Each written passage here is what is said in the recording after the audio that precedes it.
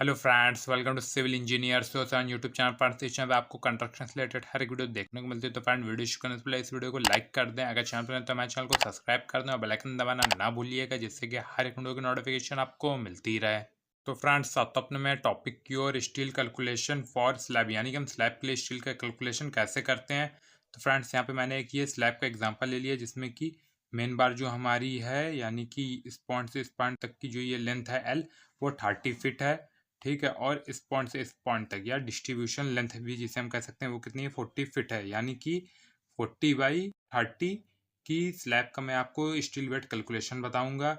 ये नॉर्मल एक एग्जांपल के तौर पे मैं आपको बता रहा हूँ। ठीक है, तो स्टेप 1 आपको सबसे पहले क्या करना होगा, कैलकुलेट नंबर ऑफ बार्स। ठीक है, नंबर ऑफ बार्स आपको निकालना है सबसे पहले कि आपकी कितनी बार लग रही है मेन और distribution centre to centre distance पे बार कितने पे क्या लग रही है। यानी कि मेन बार किस सेंटर टू सेंटर डिस्टेंस पे है और डिस्ट्रीब्यूशन बार किस उस पे है। ठीक है, ये दोनों चीज़ें आपको पता होनी चाहिए। उसके बाद डाया ऑफ बार, यानी कि मेन बार हमारी 10 mm 5 की हम यूज़ कर रहे हैं, 10 mm डाया की, और डिस्ट्रीब्यूशन कितना की 8 mm।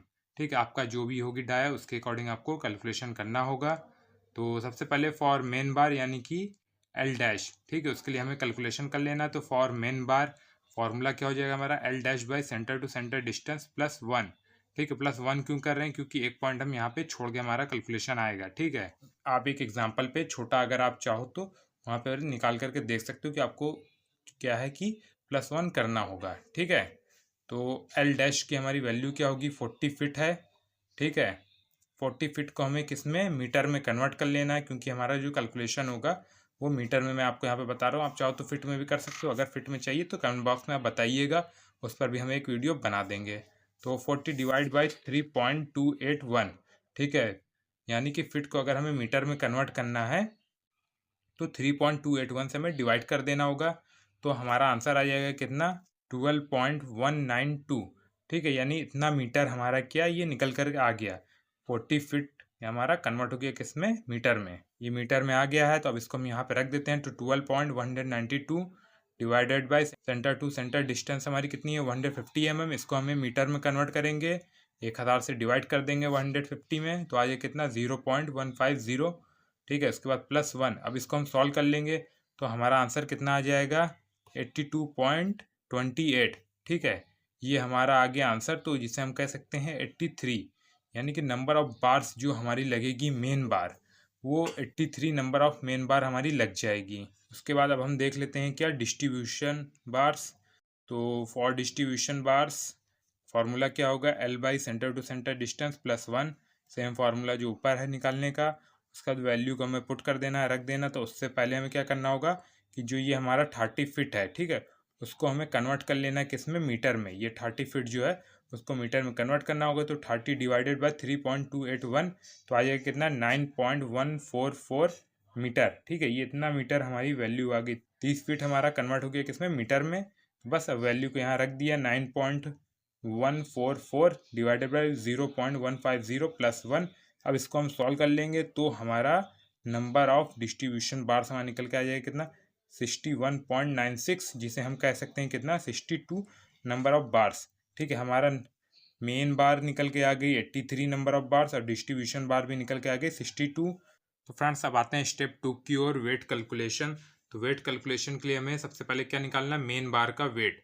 तो फॉर मेन बार्स आप देख लीजिए, तो उसका फार्मूला क्या हो जाएगा हमारा, d² / 162.2 इंटू लेंथ, यानी कि जो लेंथ होगी मेन बार की वो, इंटू नंबर ऑफ मेन बार, यानी कि नंबर ऑफ हमारा मेन बार कितना होगा। तो वो आपने ऊपर देखा था, मैंने कितना निकाला था, 83।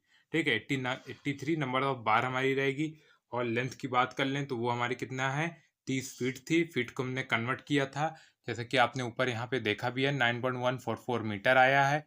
सारी चीज़ें अब हमें फॉर्मूले में रख लेना है। तो डी यानी कि डाई ऑफ बार हमारी कितनी है, 10 है। ठीक है, तो 10 का whole square into 162.2 into length हमारी कितनी है, 9.144 इंटू नंबर ऑफ बार्स हमारा 83 आया था। बस इसको हमें सॉल्व कर लेना है। तो हमारा जो वेट आ जाएगा निकल कर वो कितना, 467.91 kg, यानी कि नंबर ऑफ बार का हमारा वेट निकल कर आ गया है 467.91 kg हमारी मेन बार लगेगी। अब हमें क्या निकाल लेना है कि डिस्ट्रीब्यूशन बार। और डिस्ट्रीब्यूशन बार्स इसका फार्मूला हमारा वही सेम रहेगा, d²/162.2 into L into number of bars. तो डी हमारा कितना था, वो था 8, तो 8 का होल स्क्वायर हो जाएगा यहाँ पे, ठीक है। और उसके बाद अपॉन में 162.2 इंटू लेंथ हमारी कितनी थी 40 फीट, ठीक है, डिस्ट्रीब्यूशन बार की। तो उसको हमने मीटर में कन्वर्ट किया तो हमारा आया था 12.192 इंटू 62, ठीक है। 62 हमारा क्या नंबर ऑफ बार्स था, ठीक है। अब इसको हमें सॉल्व कर लेना है, तो निकल करके हमारा वेट आएगा कितना 298.26 kg, यानी कि डिस्ट्रीब्यूशन बार का हमारा वेट निकल के आ गया 298.26 kg। अब इन दोनों को हमें ऐड कर लेना है, तो टोटल वेट हमें कितना हमारी सरिया स्टील लगने वाली वो हमारा निकल कर आ जाएगा। तो फ्रेंड्स हमारा टोटल वेट निकल के आ जाएगा कितना, मेन बार का वेट हमारा, ठीक है, वो कितना था 467.91 प्लस डिस्ट्रीब्यूशन बार का वेट 298.26। अब इन दोनों को हमें ऐड कर लेना है, तो टोटल वेट हमारा निकल के आ जाएगा कितना 766.17 kg, यानी कितना kg हमारी स्टील लगेगी। तो फ्रेंड्स ये था तरीका स्टील वेट कैलकुलेशन का स्लैब के लिए। तो आई होप फ्रेंड्स आपको वीडियो अच्छी लगी हो, तो इस वीडियो को लाइक करें, हमें कमेंट करके जरूर बताएं ये वीडियो आपको कैसी लगी है, और इस वीडियो ज़्यादा से ज़्यादा शेयर करिएगा। Thank for watching.